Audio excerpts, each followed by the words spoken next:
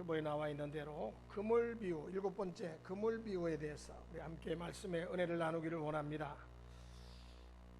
우리 예수님은 이 그물 비유를 통해서 마지막 날에 우리에게 있을 하나님의 심판에 대하여 말씀해 주고 계십니다.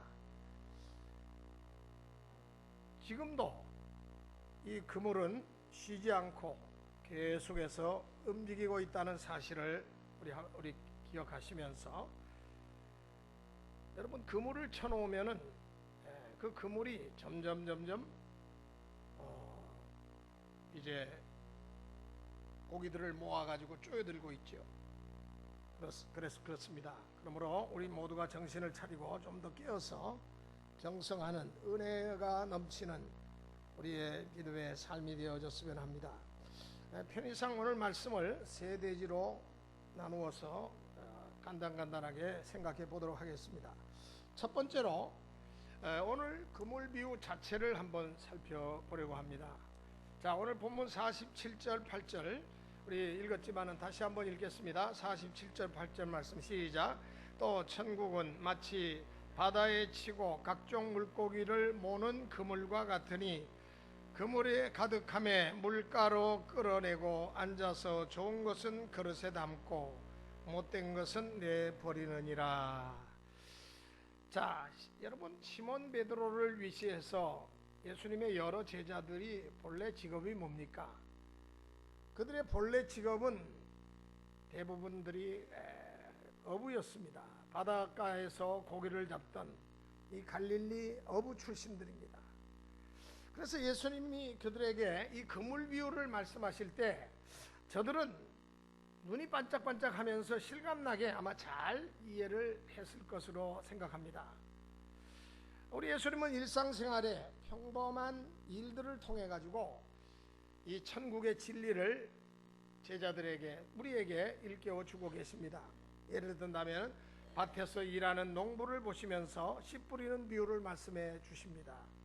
가정에서 떡반죽하는 여인을 보시면서 누룩의 비유를 말씀해 주십니다. 그리고 고기 잡는 어부들을 바닷가에서 이렇게 바라보시면서 오늘처럼 그물 비유를 말씀해 주셨습니다.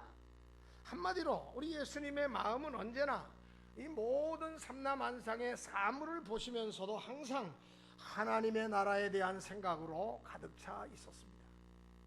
그리고 예수님의 시선은 언제나 하나님을 바라보셨습니다. 공중에 나는 새 한 마리를 보시면서도 들에서 피어나는 하찮은 들풀 한 포기와 꽃 한 송이를 보시면서도 거기서 하나님을 바라보셨습니다. 내 아버지께서 저 하찮은 참새 한 마리라도 잊지 아니하시거늘, 저들을 입히시고 먹이시거늘, 오늘 있다가 내일이면 아궁이에 던져질 저 하찮은 들풀조차도 내 아버지께서는 잊지 아니하시고 저들을 아름답게 기르신다고 말씀하셨습니다. 우리도 예수님처럼 언제나 우리의 영이 밝아져야 되겠습니다. 새봄과 함께 아름다운 대자연의 이 변화를 보면서 생명의 기운이 감도는 이 계절을 우리가 맞으면서 우리도 매 순간순간마다 우리 하나님을 바라보고 하나님의 음성을 듣는 우리 모든 주의 성도들이 되시기를 바랍니다. 아침에 일어나서 세수를 하면서도 그저 아무런 생각 없이 아직 잠에 취한 상태에서 얼굴을 그냥 이렇게 씻을 것이 아니라 이렇게 기도해 보면 어떨까요? 주여, 이 시간 내 얼굴을 씻듯이 내 마음도 주님의 보혈로 깨끗하게 씻어 주옵소서. 길을 걸어갈 때도 아무런 생각 없이, 목적 없이, 정체 없이 걷지 마시고 이렇게 기도해 보면 또 어떨까요? 주여, 나의 손을 붙들어 주시기를 원합니다. 주님과 더불어 동행하는 내 발걸음이 되기를 원합니다. 주님께서 나의 걸음걸음마다 앞서 행하시며 인도하여 주시옵소서. 매일 매 순간마다 우리의 눈을 들어서 믿음의 주여 온전케 하시는 우리 주님을 바라보면서 하나님의 음성을 들을 수 있는 우리의 삶이 되어지시기를 바랍니다. 우리 성경에 보면은 예수님 당시에 고기를 잡는 방법이 세 가지 나와 있습니다. 여러분, 성경에 나오는 고기 잡는 세 가지 방법 중에 첫 번째는 낚시입니다. 낚시. 이 낚시로 고기 잡는 방법은 옛날이나 지금이나 변함없이 전통적으로 이어져 온 방법이죠. 마태복음 17장 끝부분에 보면은 이런 말씀이 기록되어 있습니다. 한 번은 예수님이 가버나움으로 가셨는데 거기서 성전 세금을 내라는 거예요. 성전 세 받는 사람이 예수님께 나왔습니다. 세금 내시오. 그것을 보시면서 예수님께서 베드로에게 이렇게 말씀하십니다. 베드로야, 요 가까운 바다에 가서 낚시를 던져라. 처음 낚인 고기의 입을 열면은 그 입 속에 한 세겔이 들어 있을 것이다. 그것을 가져다 와가지고 나와 너희를 위하여 이 사람에게 성전 세금을 주어라. 우리 예수님은 대단하신 분입니다. 낚시해가지고 그 고기를 잡으면은 그 입을 열면은 거기에 한 세겔이 있을 거니까 그걸 가지고 한 세겔이면 성전세를 낼 수가 있습니다. 여러분, 낚시로 고기 잡는 방법은 이거 여러분들도 낚시 좋아하시는 분은 옛날이나 지금이나 보편적으로 간단한 방법으로 고기를 잡을 때 이 낚시로 고기를 잡습니다. 두 번째로 그물을 던져 고기를 잡는 방법입니다. 베세다 해변에서 베드로가 예수님의 부르심을 받을 때 그의 형제 안드레와 더불어 그 바다에 그물을 던지고 있었습니다. 예수님이 그들에게 말씀하십니다. 나를 따라오너라. 내가 너희로 사람 낚는 어부가 되게 하리라. 예수님은 이 말씀하실 때 낚시 던져서 잡는 것을 염두에 두신 말이 아니라 그물을 던져서 한꺼번에 많은 고기를 잡는 것을 염두에 두고 하신 말씀입니다. 뒤에 베드로는 정말 예수님 말씀대로 복음의 그물을 던져서 한두 마리 잡는 게 아니라 한꺼번에 수많은 사람들을 예수님께로 인도하는 사람 낚는 어부가 되었습니다. 세 번째로 어떤 또 고기 잡는 방법이 있냐면은 예수님 당시에 사용하던 방법입니다. 큰 그물을, 긴 그물, 우리는 이것을 예인망이라고 그러죠. 이 큰 그물, 예인망을 이용해 가지고 고기 잡는 방법입니다. 오늘 본문에 나타나 있는 방법이 바로 이 방법이에요. 그러니까 그물의 한쪽 끝을 해변가에다가 고정시켜서 그것을 세웁니다. 그리고 수미터, 바다로, 깊은 바다로 나가요. 때로는 수백 미터 되는 아주 큰 긴 그물을 배에 싣고서 일직선으로 이걸 펴야 되니까 배가 한 가운데로, 바다 한복판으로 이렇게 놓여서 갑니다. 그래가지고 그 그물을 계속 펴는 거예요. 그리고 이 그물 위에는 부유물이 달려 있기 때문에 뜹니다. 둥둥 떠요. 그러나 밑에는 무거운 추가 달려 있기 때문에 일직선으로 결국은 바다에 서게 되는 것입니다. 그러면 둥그렇게 배가 이렇게 둥그렇게 그 그물을 이제 돌립니다. 그러면은 그 바다에 있는 긴 그물에 의해 가지고 고기들이 그물 안에 갇히게 되죠. 그러니까 이 그물은 벽같이 이렇게 일직선으로 쭉 섭니다. 그러면서 둥그렇게 배가 이 그물을 둥그렇게 고기들을 모아 가지고 어디로 갑니까? 해변 쪽으로 이렇게, 그러니까 U자형으로 이렇게 해변 쪽으로 끌고 가는 거죠. 원을 그리면서 원위치로 돌아오는 겁니다. 그러면 그 안에 갇혀 있는 고기들 그물로 계속해서 그물이 쪼여 들어가니까 그물이 완전히 쪼여지면서 어부들은 그물을 결국은 해변가로 끌어냅니다. 그리고는 앉아서 그 속에 있는 고기들을 다 이제 분류하기 시작하죠. 상품성이 있는 그런 고기들은 따로 그릇에 담습니다. 상품성이 없는 것들은 어떻게 합니까?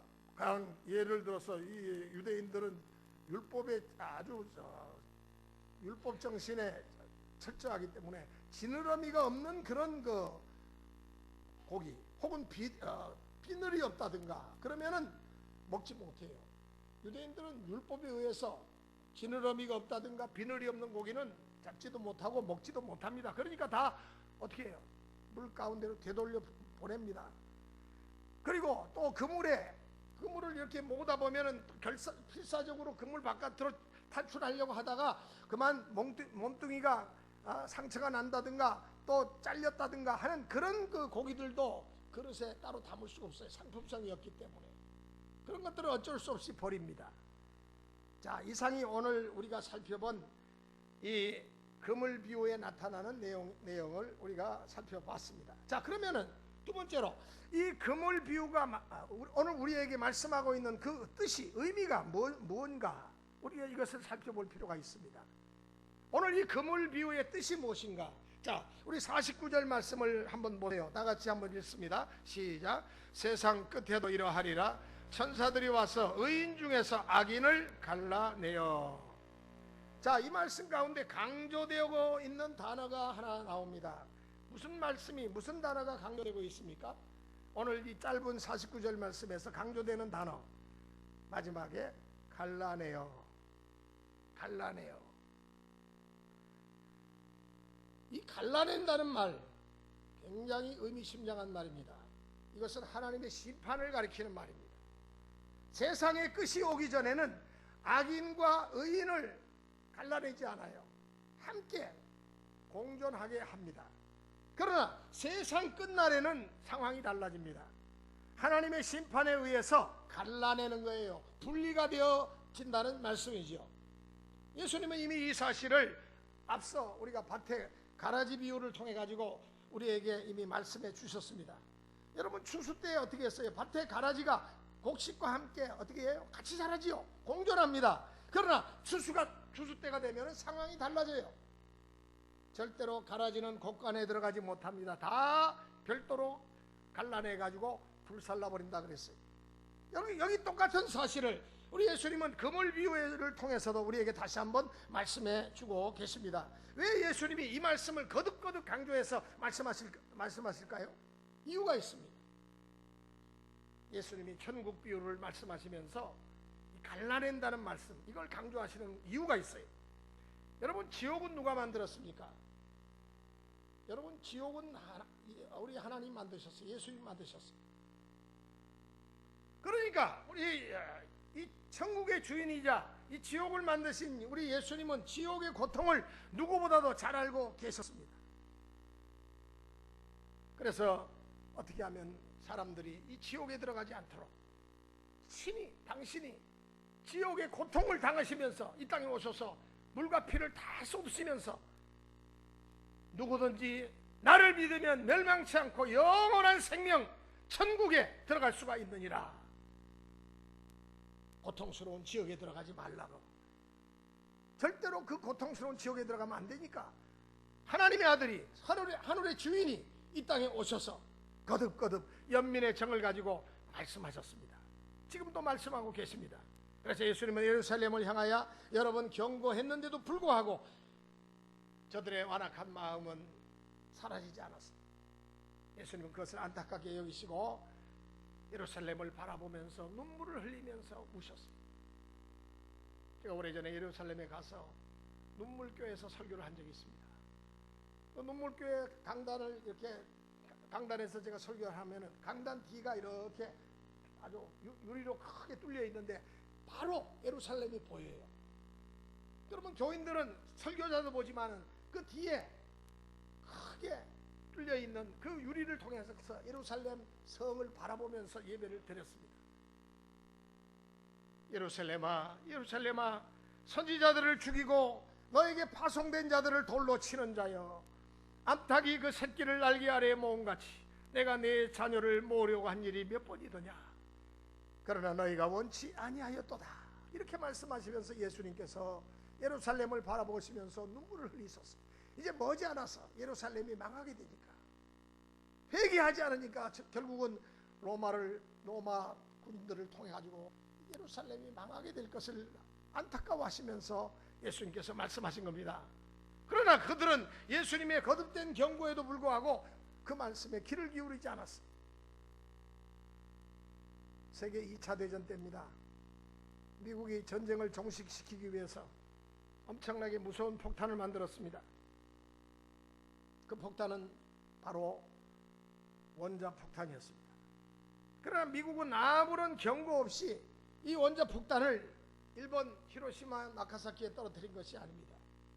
먼저 히로시마에 투하하기에 앞서서 달 전부터 계속해서 여러 날 동안 크고 작은 전단지를 일본말로 만들어 가지고 비행기로 공중에서 계속 살포를 했어요. 그 내용을 알려드립니다. 내용인즉슨 이러합니다. 먼저 히로시마의 히로시마 상공에다가 이 전단지를 뿌렸는데 그 내용입니다.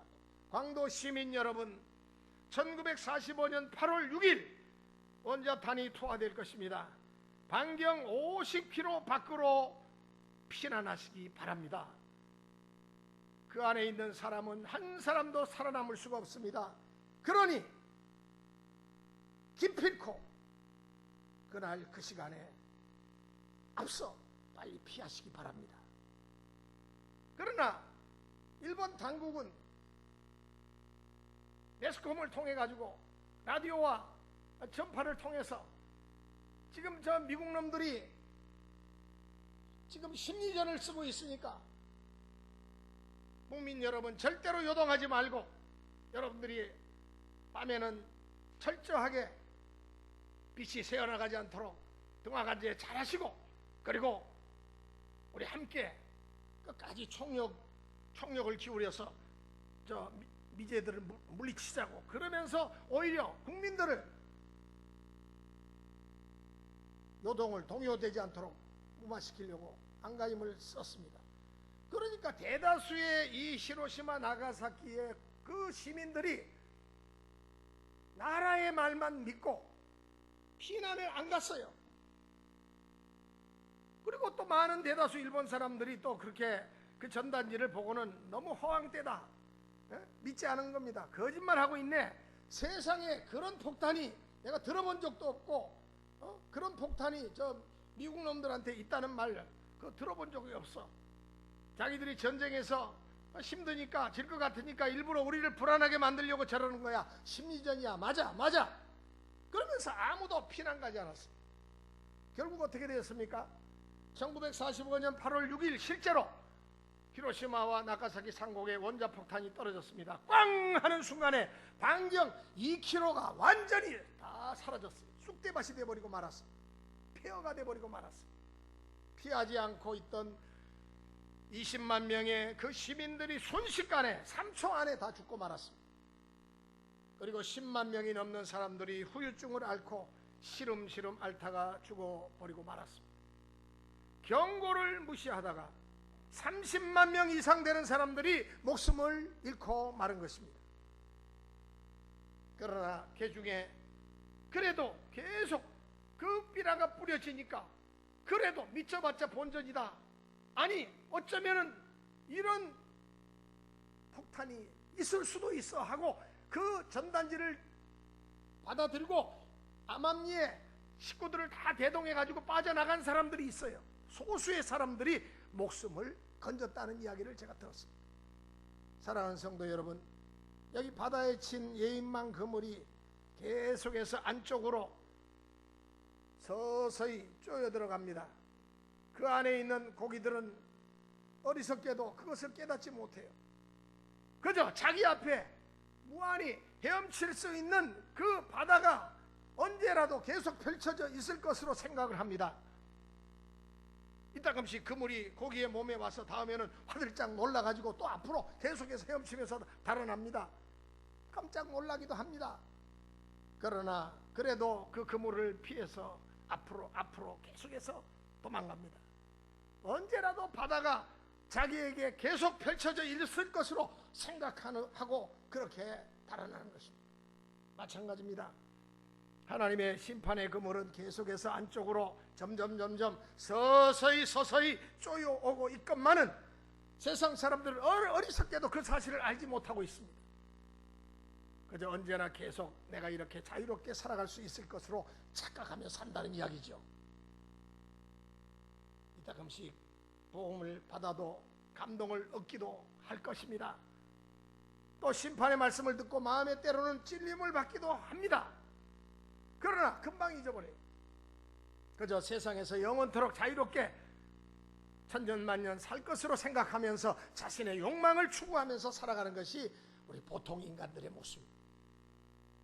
그러나 조만간 하나님의 심판의 그물이 완전히 쪼여질 때가 있을 것입니다. 그때는 누구나 하나님의 심판대 앞에 설 수밖에 없습니다. 천사들이 의인 중에서 악인을 골라낸다고 말씀했습니다. 철저하게 골라낼 것입니다. 이제 그 그물의 비유의 뜻을 모두 다 여러분들이 이해하셨을 줄로 압니다. 자, 그러면 끝으로 세 번째, 마지막 날에 의인이 그러면 악인이 당하게 될 고통에 대해서 한번 살펴보도록 하겠습니다. 악인이 어떻게 고통을 당하는가? 50절 말씀을 제가 읽습니다. 풀무불에 던져 넣으리니 거기서 울며 이를 갈리라. 여러분, 지옥이 상상으로 꾸며낸 곳이라고 생각하는 사람들이 있습니다. 과연 그럴까요? 지옥이라고 하는 곳은 죄 짓지 말라고 겁주기 위해서 만들어낸 장소라고 생각하는 사람들이 있습니다. 과연 그럴까요? 결코 그렇지 않습니다. 미국의 유명한 부흥사였던 D.L. 무디 선생은 이렇게 말합니다. 만일 지옥이 없다면 우리는 구태여 성경을 연구할 필요가 없을 것입니다. 읽을 필요도 없을 것입니다. 차라리 그것을 찢어서 불태워버리는 것이 훨씬 더 나을 것입니다.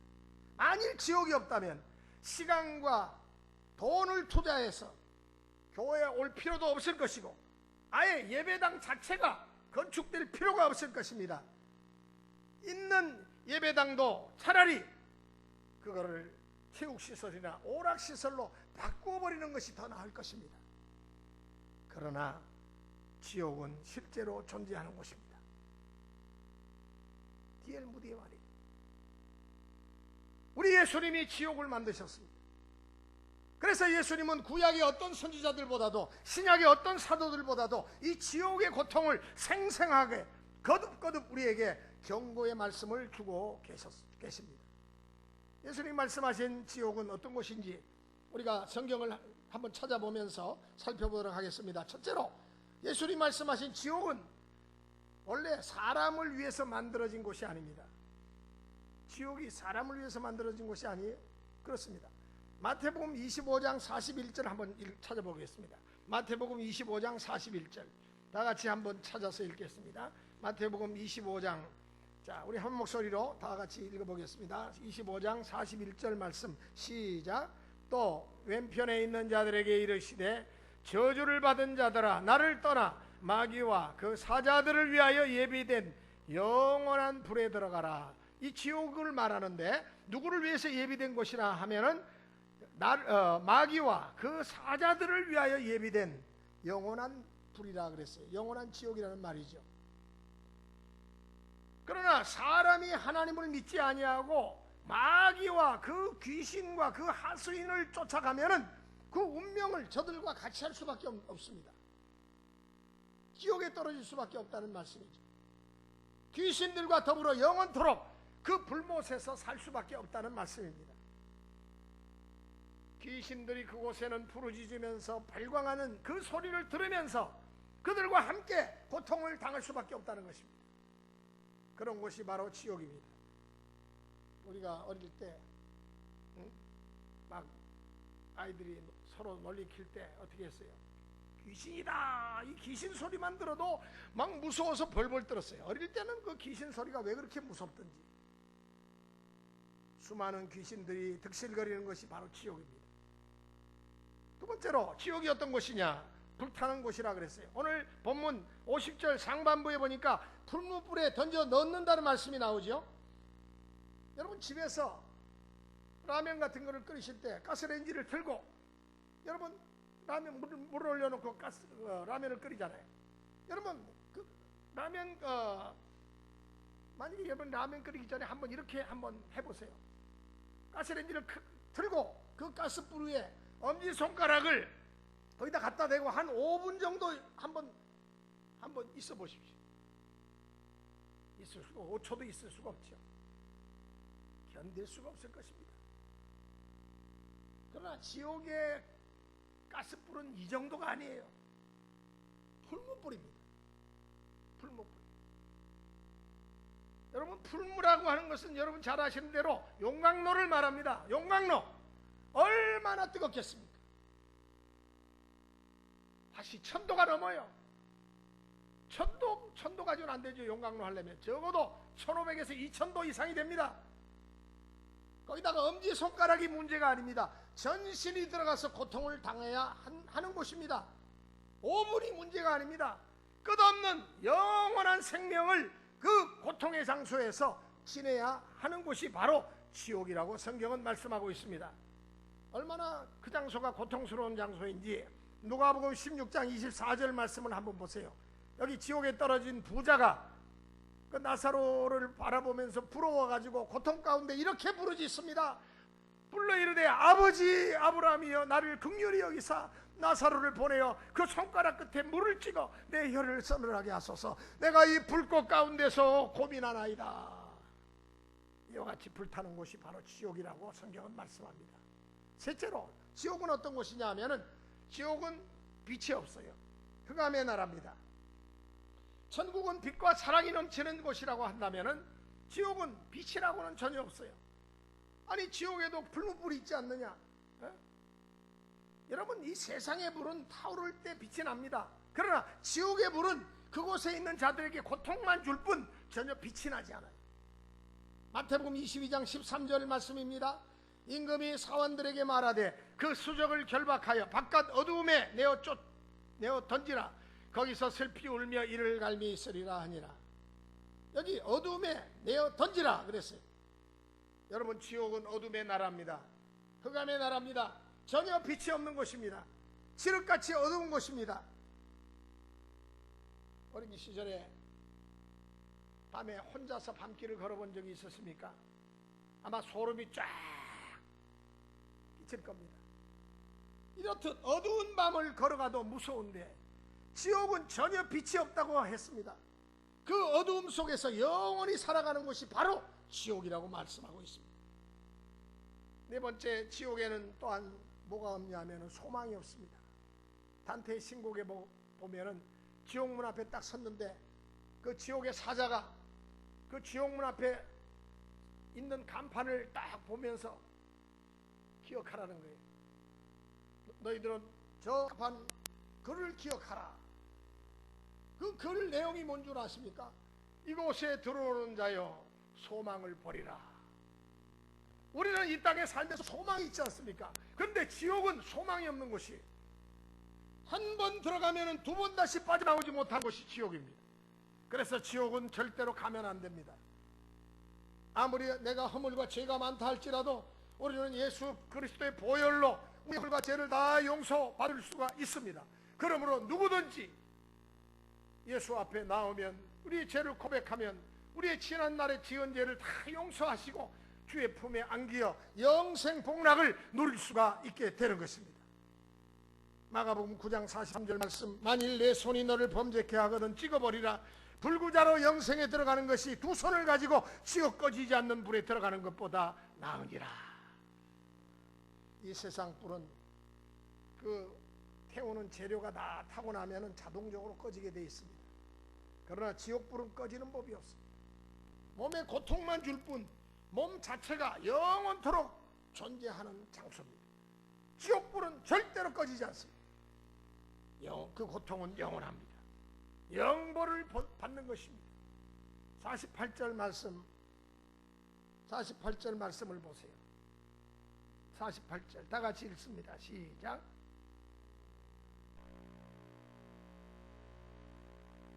네.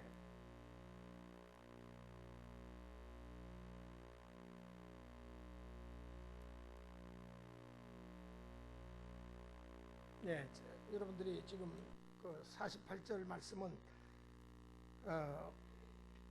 지금 본문 48절이 아니고 마가복음 9장 48절입니다. 제가 읽겠습니다. 거기는 구더기도 죽지 않고 불도 꺼지지 아니하느니라.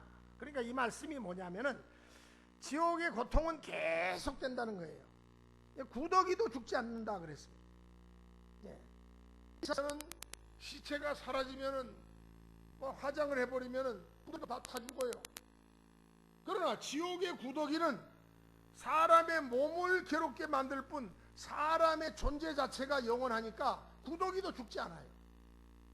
영벌을 말합니다. 소망이 없다는 것을 말합니다.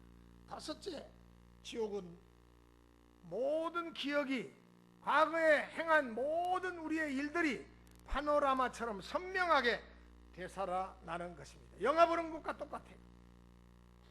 오늘 본문 50절 하반부에 보니까 거기서 울며 그랬어요. 오늘 본문의 하반부에 거기서 울며, 왜 웁니까? 뉘우침의 눈물을, 고통의 눈물을 말씀하고 있습니다.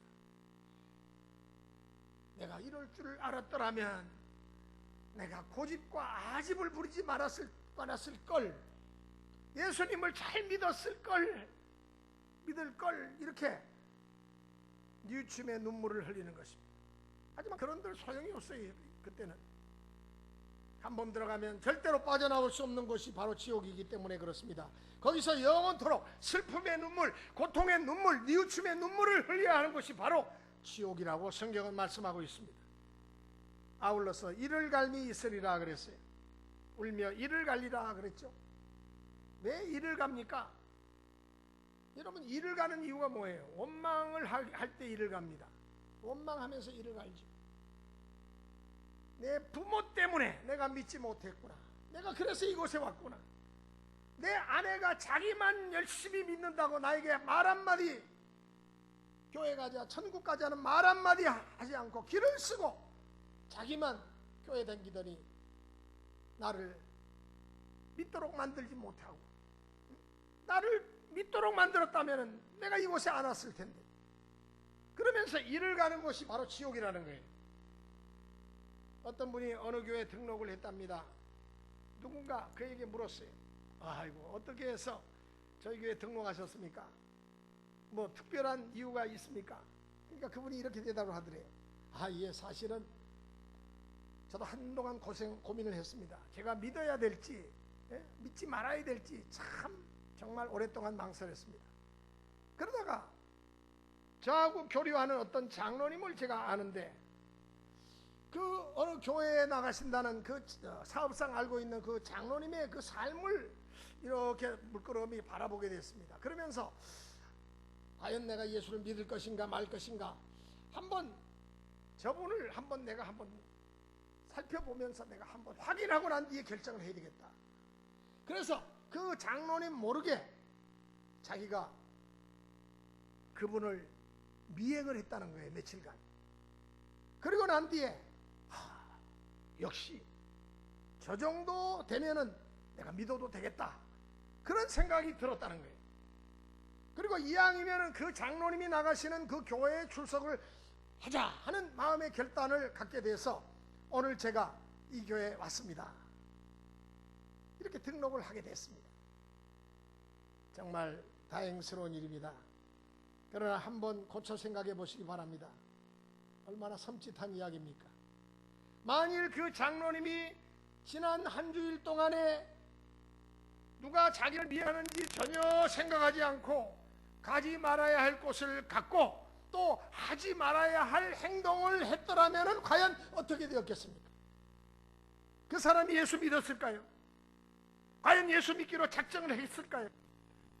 아마 그가 실망해 따라다니다가 보고 실망했다면 그건 절대로 교회 안 왔을 겁니다. 구원받지 못했을 겁니다.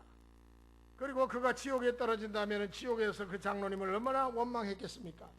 오늘 예수님 말씀하셨습니다. 삼가 이 어린 소자 중 하나라도 실족해 하면 차라리 그 목에 연자맷돌을 들이워 깊은 바다에 빠져 죽는 것이 더 낫다. 사랑하는 성도 여러분, 말 한마디 하나가 알게 모르게 우리 주변에 있는 모든 사람들에게 중차대한 영향을 끼친다는 사실을 기억하시기 바랍니다. 지옥은 상상으로 꾸며낸 장소가 아닙니다. 정말로 끔찍한 곳입니다. 엄청 고통이 있는 곳입니다. 우리가 길을 쓰고서라도 피해야 할 곳이 바로 지옥입니다. 그래서 예수님이 우리에게 뭐라고 말씀하셨습니까? 우리에게 있는 모든 소유를 팔아서라도 천국을 사라.